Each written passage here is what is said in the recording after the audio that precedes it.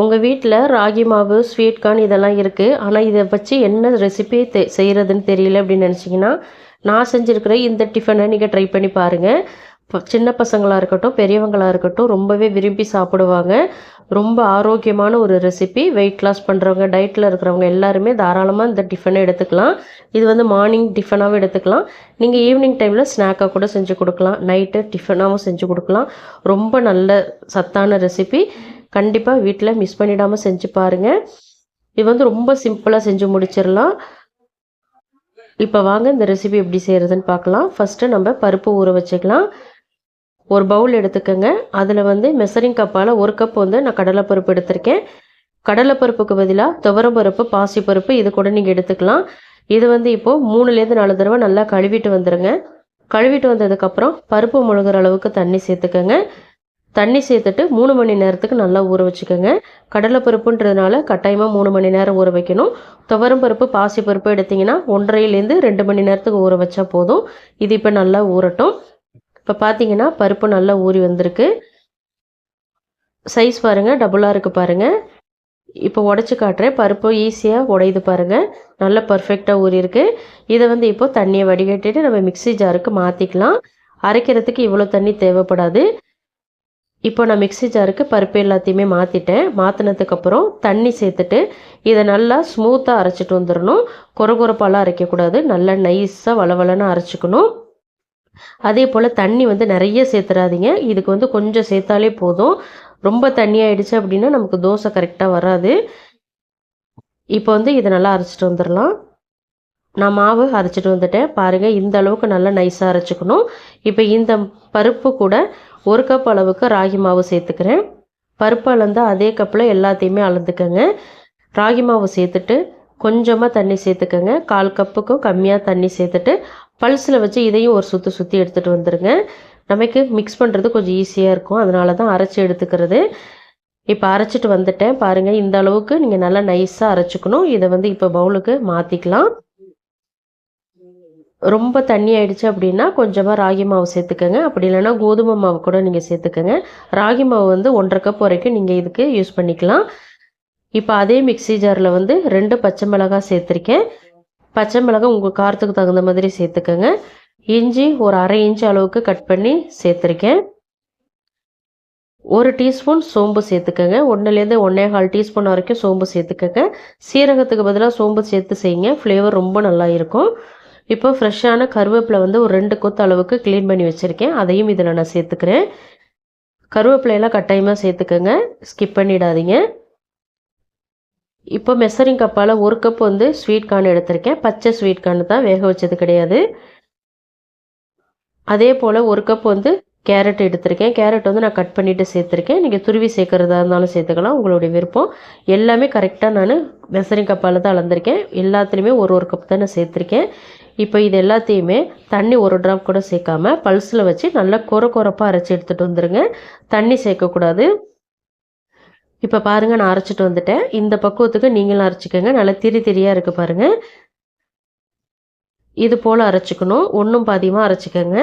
இப்போ இதை வந்து ஏற்கனவே நம்ம அரைச்சி வச்சுருந்தா இந்த ராகி மாவு, கடலைப்பருப்பு கூட இதை சேர்த்துக்கலாம். தண்ணி எதுவுமே சேர்க்காதீங்க. இதில் இருக்கிற தண்ணியே போதுமானது. இப்போ பொடியாக நறுக்கின வெங்காயம் வந்து 1 கப் சேர்த்துக்கிறேன். வெங்காயம் வந்து ஜாஸ்தியாக சேர்த்தாலும் நல்லாயிருக்கும். அதே போல் சின்ன வெங்காயம் சேர்த்தாலும் நல்லா இருக்கும். ஒரு 1/4 கப் அளவுக்கு பொடியாக நறுக்கின கொத்தமல்லி இலை சேர்த்துக்கிறேன். கொத்தமல்லி இலை சேர்த்ததுக்கப்புறம் உப்பு சேர்த்துக்கலாம். உப்பு தேவையான அளவு சேர்த்துட்டு இதை நல்லா கலந்து விட்டுக்கோங்க. இதில் வந்து பேக்கிங் சோடாலாம் சேர்க்க தேவையில்லை. மற்ற மசாலா பொருட்களும் எதுவுமே சேர்க்க தேவையில்லை. இதுவே ரொம்ப டேஸ்டியாக இருக்கும். தண்ணி மட்டும் ஊற்றாதீங்க, பார்த்துட்டு ஊற்றுங்க. நான் காட்டுற இந்த பக்குவத்துக்கு நீங்களும் மிக்ஸ் பண்ணிக்கோங்க. இந்த கன்சிஸ்டன்சிக்கு இருக்கணும். மாவு ரெடி ஆயிடுச்சு. இதில் வந்து நீங்கள் வேறு எந்த வெஜிடபிள்ஸ் வேணாலும் ஆட் பண்ணிக்கலாம். இப்போ இது ஓரத்தில் இருக்கட்டும். சட்னி ரெடி பண்ணிக்கலாம். சட்னி ரெடி பண்ணுறதுக்கு குட்டியாக ஜார் எடுத்திருக்கேன். அதில் வந்து 1 டேபிள் ஸ்பூன் அளவுக்கு கடலைப்பருப்பை எண்ணெயில் சேர்த்துட்டு நல்லா கோல்டன் கலரில் ஃப்ரை பண்ணி வச்சுருக்கேன். கருக விட்டுறக்கூடாது, பார்த்துக்கோங்க. கருக விட்டுட்டீங்க அப்படின்னா சட்னி கசப்பாயிடும். இப்போ அந்த கடலைப்பருப்பை வந்து எண்ணெய் இல்லாமல் மிக்ஸி ஜாருக்கு மாற்றிக்கங்க. இதில் வந்து உளுந்து சேர்த்தாலும் நீங்கள் சேர்த்துக்கலாம்.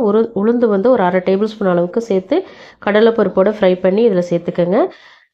இப்போ 2 டேபிள் ஸ்பூன் அளவுக்கு தேங்காய் சேர்த்துருக்கேன். ஒரே ஒரு பூண்டுப்பல், காரத்துக்கு தகுந்த மாதிரி பச்சை மிளகாய் சேர்த்துக்கோங்க. நான் வந்து 3 பச்சை மிளகாய் சேர்த்துருக்கேன். கொஞ்சமாக கொத்தமல்லி இலை சேர்த்துக்கோங்க. உப்பு சேர்த்துக்கோங்க. உப்பு தேவையான அளவு சேர்த்துக்கோங்க. ஒரு 1/4 டீஸ்பூன்லேருந்து 1/2 டீஸ்பூன் வரைக்கும் சேர்த்துக்கோங்க. ஒரு 4-5 ட்ராப் வந்து லெமன் ஜூஸ் சேர்த்துக்கோங்க. லெமன் இல்லை அப்படின்னா சின்னதாக புளி சேர்த்துக்கோங்க. லெமன் ஜூஸ் சேர்த்ததுக்கப்புறம் கொஞ்சமாக தண்ணி சேர்த்துட்டு இதை நல்லா அரைச்சிட்டு வந்துடுங்க. திக்காக அரைச்சிக்கோங்க. இப்போ பாருங்கள், நான் அரைச்சிட்டு வந்துட்டேன். ஓரளவுக்கு நைஸாக அரைச்சிக்கோங்க. சட்னி வந்து ரொம்ப டேஸ்டியாக இருக்கும். கண்டிப்பாக இந்த சட்னியை ட்ரை பண்ணி பாருங்கள். இதை தாளிச்சிக்கலாம். தாளிக்கிறதுக்கு பார்த்தீங்கன்னா 2 டீஸ்பூன் எண்ணெய், 1/2 டீஸ்பூன் கடுகு, 2 காஞ்ச மிளகாய் கிள்ளி சேர்த்துருக்கேன்.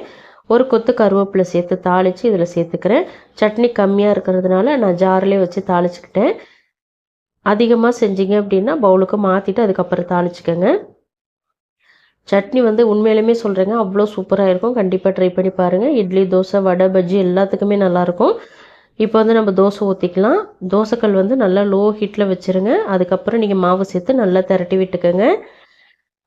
எந்த அளவுக்கு மெலிசாக வேணுமோ அந்த அளவுக்கு மெலிசாக திரட்டுங்க. நல்லா மெலிசாக திரட்டுறது ஈஸியாக வரும். மெலிசாக திரட்டினீங்க அப்படின்னா கொஞ்சம் ஈஸியாக உள்ள அந்த கார்ன், கேரட் எல்லாமே நல்லா வெந்து வரும். மூடி போடலாம் தேவையில்லை. இப்போ நல்லா திரட்டி விட்டதுக்கப்புறம் தேவையான அளவு எண்ணெய் சேர்த்துக்கோங்க.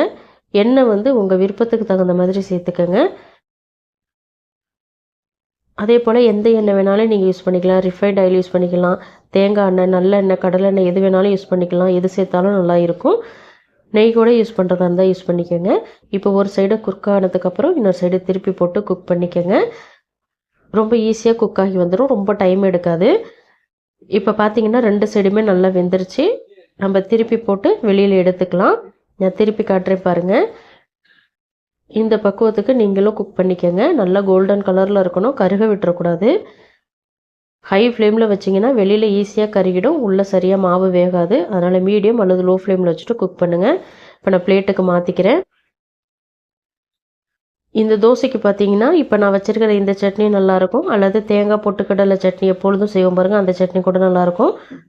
அப்படி இல்லைன்னா நீங்கள் வெறும் தோசையவே சாப்பிட்லாம். ரொம்ப சூப்பராக இருக்கும். கண்டிப்பாக உங்கள் வீட்டில் ட்ரை பண்ணி பாருங்கள். ட்ரை பண்ணி பார்த்துட்டு உங்கள் ஃபீட்பேக்கை மறக்காமல் எனக்கு கமெண்ட்டில் சொல்லுங்கள். இது போல் நிறைய டிஃபன் ரெசிபிஸ் நம்ம சேனலில் நான் அப்லோட் பண்ணியிருக்கேன். ஃப்ரீ டைமில் போய்ட்டு நம்ம சேனலை செக் பண்ணி பாருங்கள். அதே போல் இந்த ரெசிபிஸோட பொருள்களையும் அதோட அளவுகளையும் டிஸ்கிரிப்ஷன் பாக்ஸில் மென்ஷன் பண்ணுறேன். ஏதாவது டவுட்டாக இருந்தால் அங்கே போய் செக் பண்ணி பார்த்துக்கோங்க. இந்த ரெசிபி கட்டாயமாக உங்களுக்கு பிடிச்சிருக்கும் நம்புகிறேன். பிடிச்சிருந்தால் லைக் பண்ணுங்கள். உங்கள் ஃப்ரெண்ட்ஸ் அண்ட் ஃபேமிலி மெம்பர்ஸ் எல்லாருக்குமே நிறைய ஷேர் பண்ணிவிடுங்க. இது போல் இன்ட்ரெஸ்டிங்கான ரெசிபிஸ் தெரிஞ்சுக்கணும்னு நினச்சிங்கன்னா மறக்காமல் அனிதா டேஸ்டி கார்னர் தமிழ் சேனலை சப்ஸ்கிரைப் பண்ணிக்கோங்க. தேங்க்ஸ் ஃபார் வாட்சிங் ஃப்ரெண்ட்ஸ். நாளைக்கு இன்னொரு இன்ட்ரெஸ்டிங்கான ரெசிபிஸோடு சந்திக்கிறேன். பாய்.